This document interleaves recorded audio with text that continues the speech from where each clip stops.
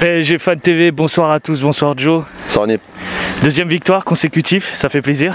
Clairement. Et on voit que c'est notamment grâce à un retour très important qui est primordial pour l'effectif, à Mbappé qui a été en feu aujourd'hui.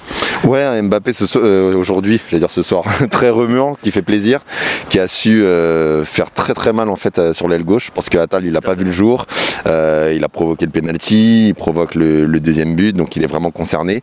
Après, je vais quand même garder en fait ce fil rouge, parce que je note quand même qu'il a toujours en fait un petit problème de finition, mais qu'encore une fois, c'est pas grave parce que c'est Nice, c'est parce que derrière ça marque ou derrière il y a un penalty ou quoi que ce soit. Mais voilà, je note quand même cette petite petit bémol, mais concrètement il a rendu une très bonne copie aujourd'hui. Tu fais notamment référence à son loupé face au Bayern, justement comme tu disais, les matchs importants. Est-ce que, entre autres, comme tu dis, est-ce que, comme tu l'as cité tout à l'heure, Mbappé rate cette frappe qui a profité quand même à Di Maria ce deuxième but.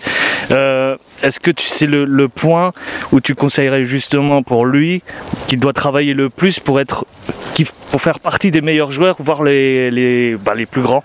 Bien sûr, Mbappé pour moi c'est déjà un très grand joueur, attention, hein, mais quand tu vois juste ce week-end ce qui s'est passé avec le 8-0 du Bayern, sans vouloir parler d'autre chose, tu vois qu'en fait il y a une finition qui est extraordinaire derrière et que c'est ce qui lui manque, donc voilà, là on va voir ça. C'est son job de le faire.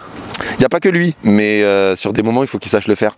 Des fois sur des grands matchs t'as pas 1000 occasions, là t'es pas sur un grand match, donc ça passe. Mais effectivement aujourd'hui on peut parler aussi d'un Icardi, qui a été assez fantomatique et je commence réellement, sans créer de polémique, à me poser des questions sur la relation, parce que je vois sur la joie des buts il n'est pas forcément concerné, je vois que sur les appels on le sert pas forcément et il s'en offusque pas, j'ai pas l'impression qu'il y a vraiment de la communication, il touche très peu de ballons mais c'est pas trop grave parce qu'on connaît le jeu on connaît son jeu, où je crois dans les 16 premières minutes je me demande s'il a touché un ballon, donc ça c'est pas dramatique, mais par contre dans le relationnel j'invite vraiment tous les supporters à essayer de regarder le jeu de regard, les passes qui sont données. J'ai l'impression qu'il y a une petite cassure en tout cas qu'il faut relancer. Tu te crois un peu isolé par rapport au groupe? Ouais, j'ai l'impression qu'il y a un petit isolement et qu'il le garde pour lui. Il ne s'agace même pas qu'on lui fasse pas de passe à des moments. Malheureusement il trouve pas le but, en plus il a trouvé le poteau, il a eu une ou deux occasions qu'il met pas au fond, donc je pense que ça l'aide pas et qu'aujourd'hui à ses yeux je vois quelqu'un qui est pas en confiance. Encore un autre problème de notre numéro 9, il faut croire. Des soucis. La malédiction.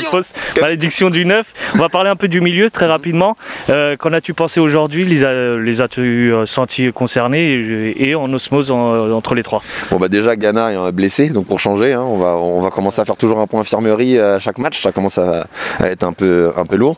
Non, sinon le milieu RAS, je trouve qu'ils n'ont pas été trop mis en difficulté, hein. Clairement Verratti il a pu déployer tout son jeu, être assez créateur, donc il n'y a pas eu de grosses difficultés. Voilà, moi je te dirais plus que je suis content de voir en fait cette assise défensive quand je vois en fait un Kipembe, un Marquinhos qui du coup donne du corps à tout ça. Décisif Marquinhos. Exactement, et malgré le fait qu'on a une possession, je tiens quand même à souligner que Navas a fait un très grand match aussi, il a fait pas mal d'arrêts, donc petit bémol, on a un 3-0 qui est un petit peu pas en trompe-l'œil parce qu'on a quand même une maîtrise, mais s'ils en avaient mis un ou deux ça aurait pas été volé clairement. Ça marche, je te remercie Joe. Merci, à la prochaine. À la prochaine.